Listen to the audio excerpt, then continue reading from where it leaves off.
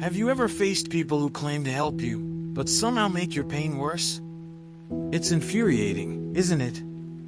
Job knew this struggle intimately, and his final words to his friends aren't just ancient complaints, they're a masterclass in truth, integrity, and standing firm when the world misunderstands you. Most people skim over these chapters in the Bible, thinking they're just old arguments, but the lessons are shockingly relevant today. In a world full of advice, influencers, and experts everywhere, Job challenges us to discern, to read carefully, and to recognize who really speaks wisdom versus who merely echoes convenience. Stick around, because what Job exposes will make you rethink every piece of guidance you've ever followed. Then, let's read the chapter together. And Job continued his discourse. As surely as God lives, who has denied me justice, the Almighty, who has made my life bitter, as long as I have life within me, the breath of God in my nostrils, my lips will not say anything wicked, and my tongue will not utter lies. I will never admit you are in the right, till I die. I will not deny my integrity. I will maintain my innocence and never let go of it. My conscience will not reproach me as long as I live. May my enemy be like the wicked, my adversary like the unjust. For what hope have the godless when they are cut off, when God takes away their life? Does God listen to their cry when distress comes upon them? Will they find delight in the Almighty? Will they call on God at all times? I will teach you about the power of God, the ways of the Almighty I will not conceal. You have all seen this yourselves. Why then this meaningless talk? Here is the fate God allots to the wicked, the heritage a ruthless man receives from the Almighty. However many his children, their fate is the sword.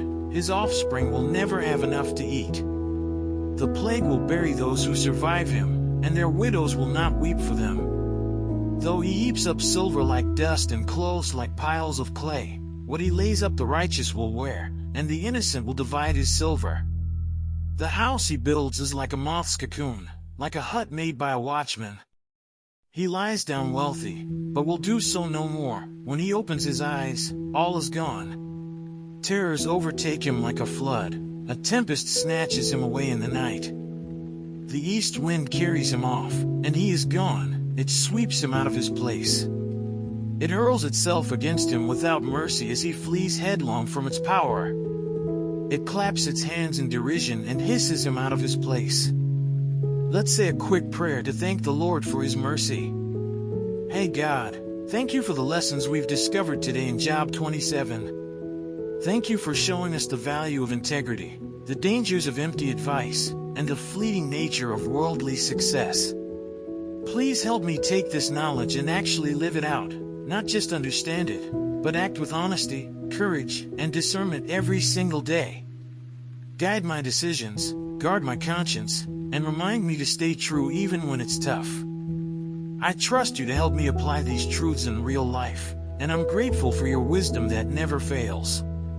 Amen. Now that we've walked through Job's final words, it's time to ask yourself, are you standing firm in your integrity, even when it's uncomfortable? Are you discerning about the advice you follow, or do you let appearances and easy words guide you? Take a moment to reflect on your life, your decisions, and the principles you're building on. Apply this knowledge, read the Bible chapters like Job 27 carefully, and use them as a mirror to evaluate your own choices. And here's a challenge for you. What one action can you take today to live with more honesty, courage, and clarity? If you're ready to transform your understanding and keep uncovering truths that many overlook, subscribe to the channel and turn on notifications. This journey of insight is just getting started, and you don't want to miss what's next. And, as always, don't forget to check the last video and learn more about the scriptures.